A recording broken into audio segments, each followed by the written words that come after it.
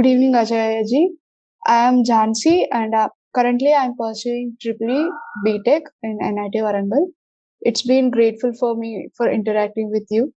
So, one doubt I have is what is actually the truth, sir?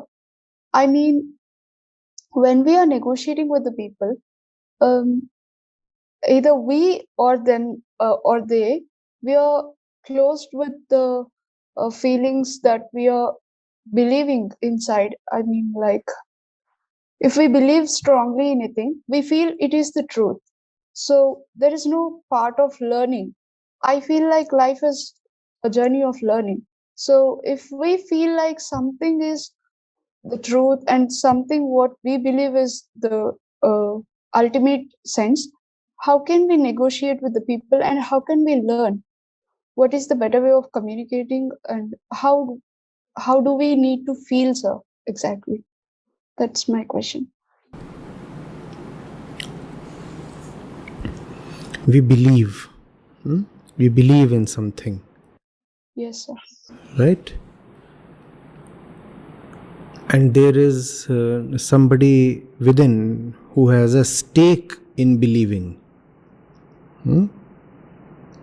Right? So we believe because it is difficult to go through life with a feeling of inadequacy, not knowing, ignorance. It becomes too much to bear that. No? I do not know. How long can you keep admitting? Something comes to you, I do not know. Something comes to you, I only partially know. Something comes to you, oh, I am in the process of knowing. This is too much for the ego. So the ego settles into easy beliefs. And beliefs are a quick and cheap substitute for real knowing. You want to really know, you will have to give up some part of yourself that is satisfied with not knowing. Unfortunately, that's almost the entirety of what we are born with.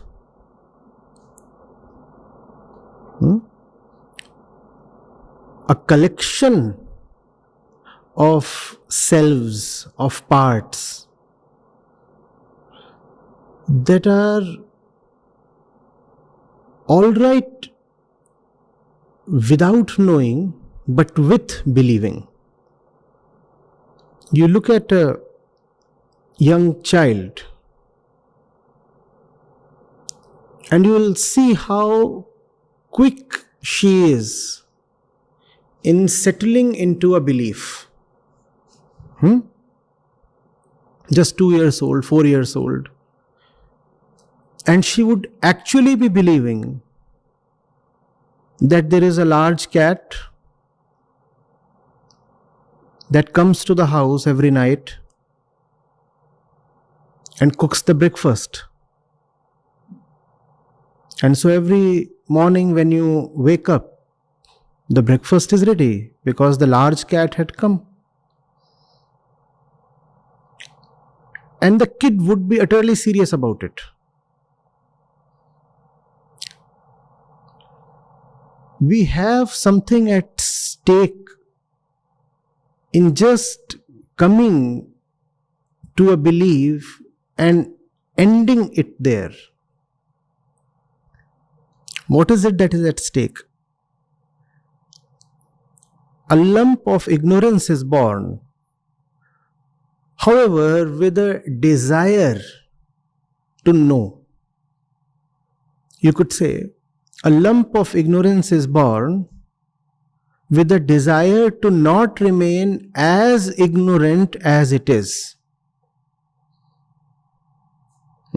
So the desire against itself is there. I know I am ignorant and I do not like my position. I'm stating the condition of all humanity. I know I am ignorant and I do not like myself in this situation. Now, there are two options. I work hard and tirelessly and endlessly to keep knowing. And the second option is that I just convince myself that I already know, or that with some little effort I can know. This second option is very lucrative. Why? Because it is lucrative to the one within who values self-preservation more than the truth. That's who we are.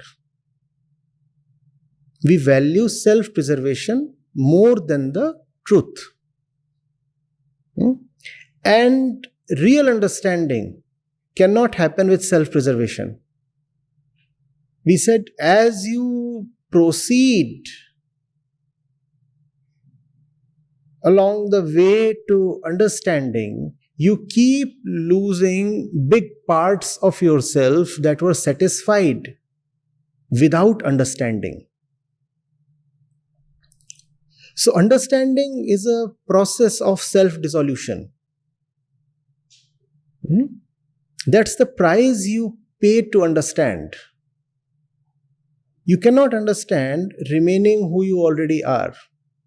You can gather knowledge remaining who you already are. But knowledge and understanding are different. When you understand, internally, you keep losing your concept of the self, because your concept of the self within is as false as your beliefs without. There are two things that we believe in. Outside, we believe in things about the world. Inside, we believe in things about ourselves. And these two beliefs go together and mutually reinforce each other. If you want to drop your false beliefs about the world, you'll have to correspondingly drop your false beliefs about yourself. And to lose beliefs about oneself is a bit like death. We don't want to die. Since we don't want to die, so we keep holding on to all that we think and believe about the universe. If something in your belief system changes, something within you will have to correspondingly change. We do not like that. That change is hurtful. Nobody wants to take hurt. Are you getting it? So, one requires to have courage. And one requires to have love. The good news is that love is already there. It's just wrongly directed. Love towards truth is the source of love towards all that you are attracted to in the world. There is nobody who is not attracted to anything. In fact, we are all attracted to 1,000 things. The attraction that you feel towards the 1,000 things in the world is just a manifestation of your fundamental love towards the truth. So you do indeed already love the truth. You just have to be reminded of that. And to be reminded of that, you need good books, you need good company, or you need a heavy dose of good luck. Good luck we cannot count on. Who knows where it would come from? But company is something we can actively choose. Books are something we can consciously pick. And that will tell you what you really want. What you really want is not shallow beliefs. What you really want is something deeper. That's where you would be satisfied.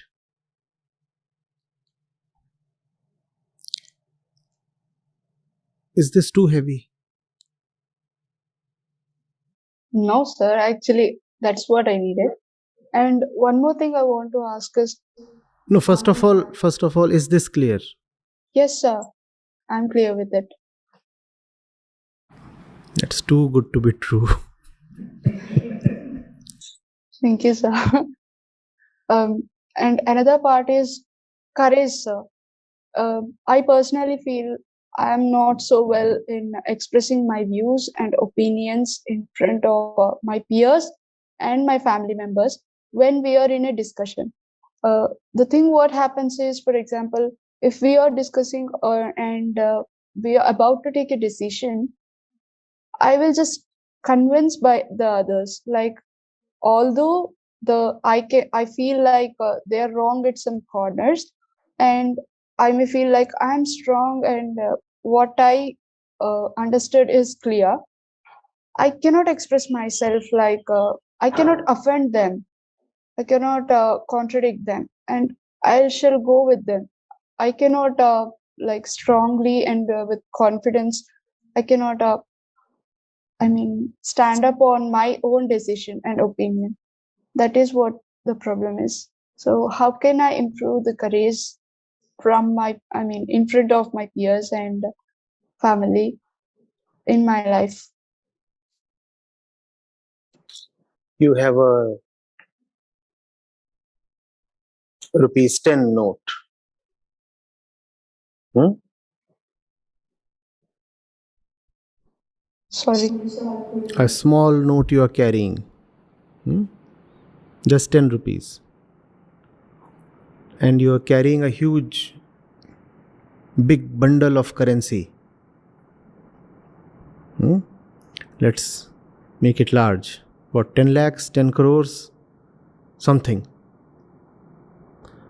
Now somebody comes and takes away rupees 10. You probably won't react or object or resist. Somebody comes and takes away 100 rupees. Somebody comes and takes away 200 rupees. And you might ignore these things.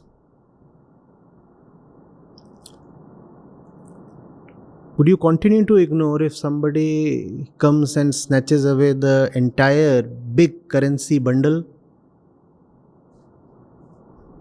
But also probably. Not at all. So if you are continuously remaining silent when others are unfairly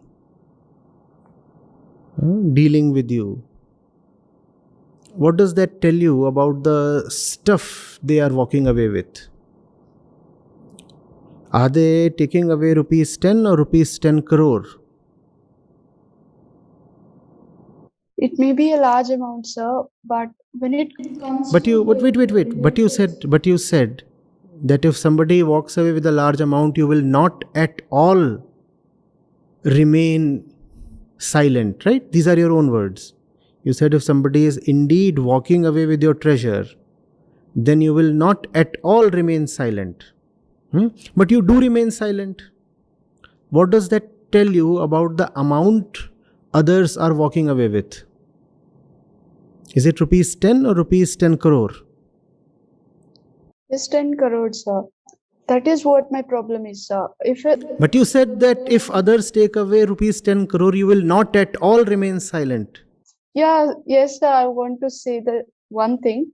If the person is a stranger, I can easily offend that. But if the It's person is that's not a dimension we want to get into right now. That's not a dimension we want to get now. Please stay with me. You must be having something in life that is non-negotiable. where you would say, if somebody touches this, then I will not at all tolerate. You must be having something, right? So if you are tolerating a lot, what does that tell? It's not such a huge value. Right. So that's what is happening. You see, you are not able to decisively take a position because there is nothing worth taking a position for.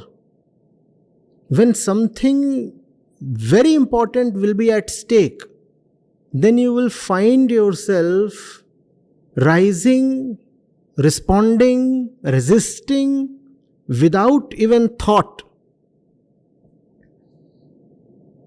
When small things are at stake, then one can ignore, and that's what you are doing.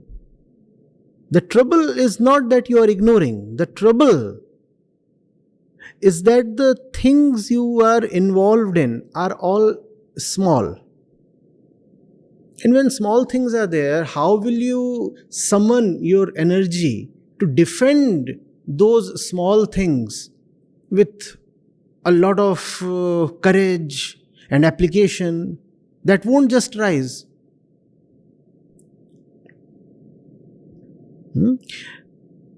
When you are representing something very, very important, it's only then that you don't want to buckle down. First of all, are you sure that in front of your friends or relatives or whoever they are, batchmates, you stand to represent something extremely important? When you do that, then it becomes impossible for you to back off. Then it becomes impossible for you to buckle down or to surrender. I'm not talking of being aggressive or violent here. I'm talking of not kneeling down. There are certain matters on which it is easy to compromise and everybody would compromise, and those matters are anyway not worth fighting for. Right? I'm sitting and I'm eating and you come and you take away a bit of my food. I'm not going to quarrel with you. This is not a big issue. Right? One piece of bread less doesn't matter so much. But if you come and you want to walk away with my truth, then I'll fight with all that I have. But for that, first of all, I must have the truth. If all I have in life is just rupees 10 and rupees 100 and rupees 1000 and breadcrumbs, and a few pieces of clothing and something here and there, and this is all that I have in life, nothing of great value, then why will my energy arise to defend when I am attacked? I anyway do not have anything. You have your room in which only trash is stacked. Do you even care to lock it? Even the lock is more valuable than the things it locks. So you don't even want to lock that room. Then somebody walks in and walks away with all that your room had. Do you care? That's the situation of most people. All that you have in your life is of so little value that it can be violated, it can be trampled on.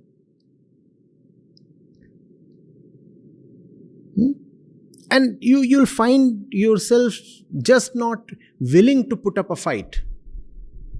A day will come when you will have something to fight for, and only then the fight has a meaning. And then you cannot help fighting. then you will find that the option to not to fight is no more available. When I say fight here, I repeat, I'm not denoting aggression or violence. I mean something else. I hope you are with me on that. Right? So, this usual spinelessness that we find in most of us does not come as a result of lack of courage. It comes as a result of lack of truth. In fact, if you have a lot of courage without having the truth, then it is quite dangerous, because then your courage is being used to defend all falseness. Courage must be a product of your proximity to the truth. I know I have something very tremendous to be with.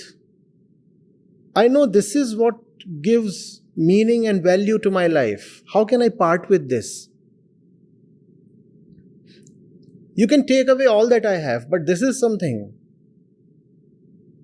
I won't give. Then you are a lioness. Then let us see who can misbehave or dominate or violate. Real courage, therefore, is necessarily a spiritual thing. It is not about your genes or training or ideology. It is a spiritual thing. It is related to the word love. Have you seen videos? How cows fight tigers to save their calves? And that's not even proper spiritual love. That's just a worldly and carnal shadow of spiritual love. But even that shadow has so much power, it can fight away a tiger.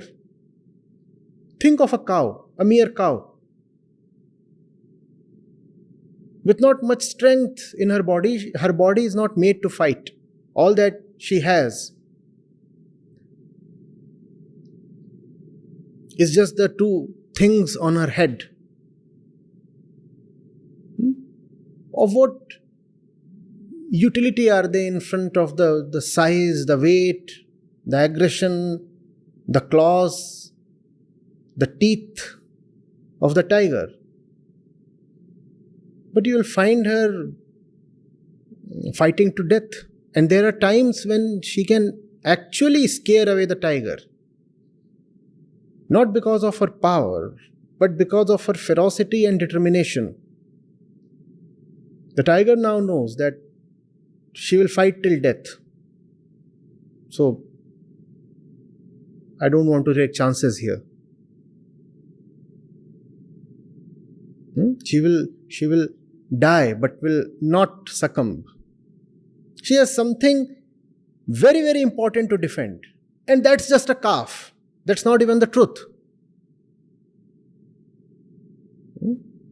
You have to have the truth like your baby. Right? Like how a woman, a mother, defends and nurses and takes care of her baby. That's how you have to be with the truth. Very gentle, very motherly, very soft, yet extremely ferocious. Then let us see how these wolves and hyenas manage to scare you.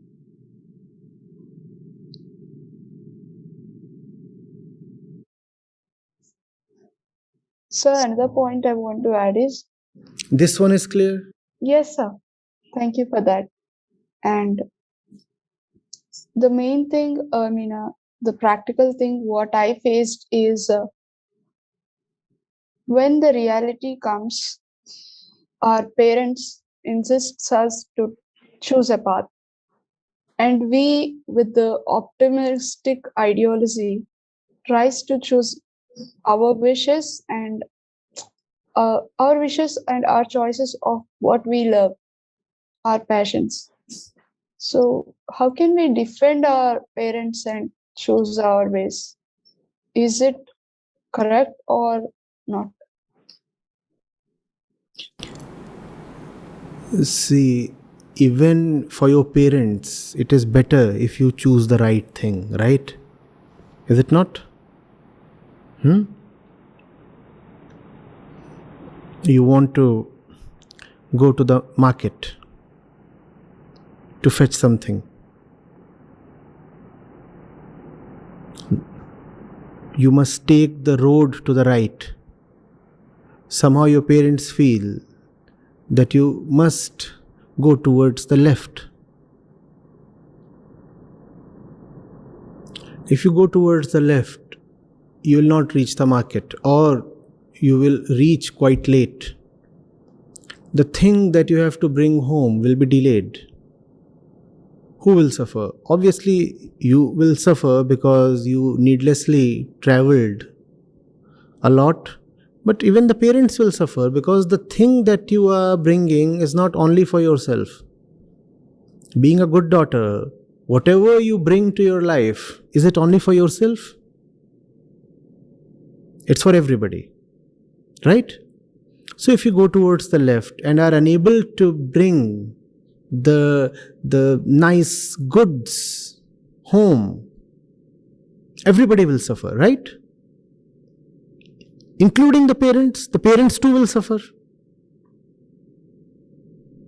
They will have the shallow satisfaction that their daughter obeyed them. They wanted her to go left and she went left. But after that, they'll find that the daughter is suffering because she could not get anything going down left. And even they are suffering because the things that she wanted to get for herself would have benefited the entire family. So the entire family has suffered, right? Whereas if you go towards the right, initially they might have the dissatisfaction that their daughter violated. But soon they will find that going towards the right has brought her good benefits. And being a good daughter, she is sharing the benefits. And then they'll be happy. They may even say, sorry, we doubted you. We were harsh. We suspected. So you have to see what do you want to give them. Shallow satisfaction or deeper benefits. Deeper benefits and happiness. But initially, you will run the risk of making them unhappy. You must be prepared to run that risk. But keep in mind, before you allow yourself to violate your parents' wishes, you have to ask yourself, how sure are you that you are doing the right thing? That's not with respect to what your parents are saying. You want to go right. Irrespective of whether your parents are supportive or not, you have to be sure that going to the right is the right thing to do. So have that assurance, and after that, don't budge. I just want to caution that this must not be used to blindly follow your inclinations and desires. Going to the right has actually to be the right thing to do, not the desirous thing to do. There is a difference between what is right and what is desirable. Often we clash with parents because our desires are different from theirs. And a clash of desires means nothing. One blind desire against another blind desire is hardly a battle to watch. It is a meaningless battle.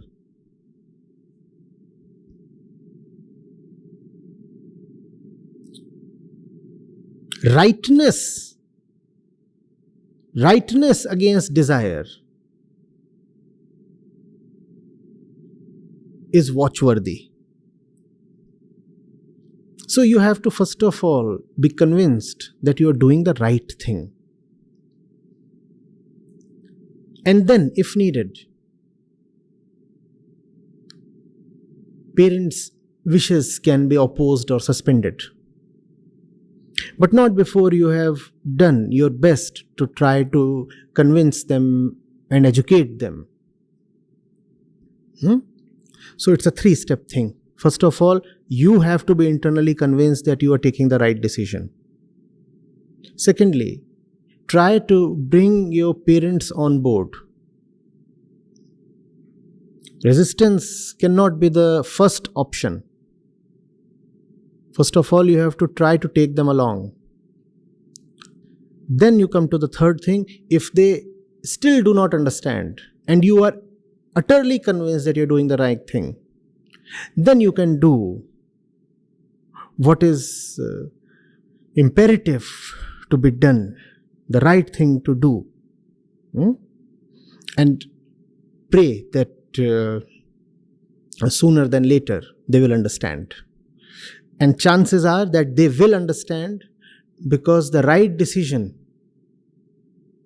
will bring the right benefits. Those benefits will be there for all to see. So they will probably understand.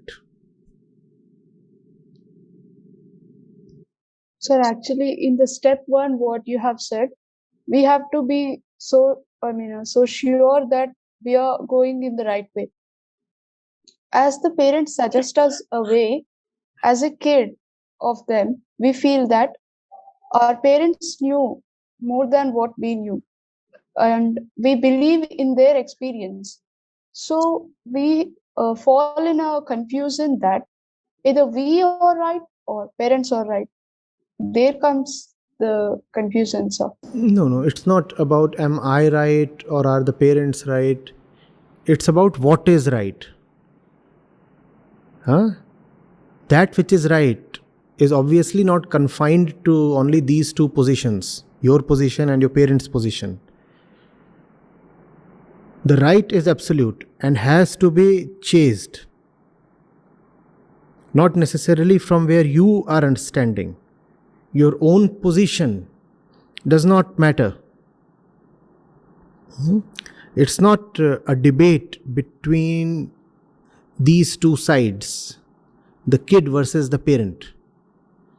The position that the kid is having, meaningless. The position that the parents are having, that too is meaningless. What's meaningful? Only the truth. So it's not your position that, and if you are proven false, that does not necessarily mean that the parents are right.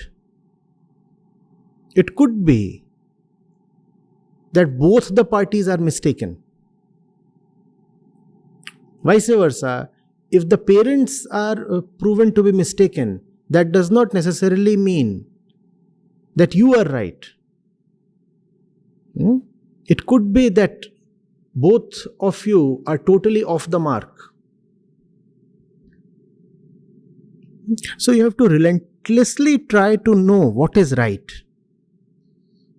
Most often, both the parents and the kids are deluded, and equally so. So if it is just a choice between these two positions, one position is hardly any better than the other.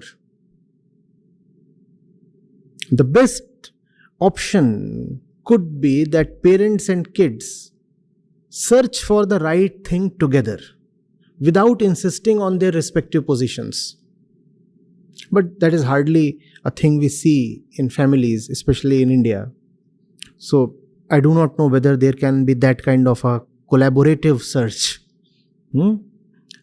Anyway, you must endeavor on your own. Hmm?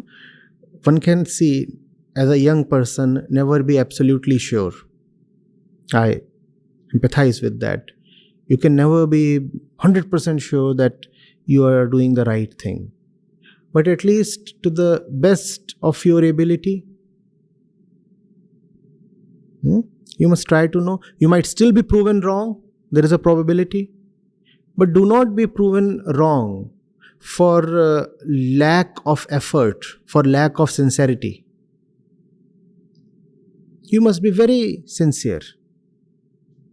And after that, if you are proven wrong or defeated, it is all right. You did the best you could. And if you have done the best you could, it has immediately given you great results within. Irrespective of the results you get outside, the right action builds you up from within. You become a far better human being. And that's no mean thing. So invest a lot in trying to investigate. What is life? What decision do I want to take? Where is the decision coming from? What really are the consequences? What are the facts on ground? Be relentless in your inquiry.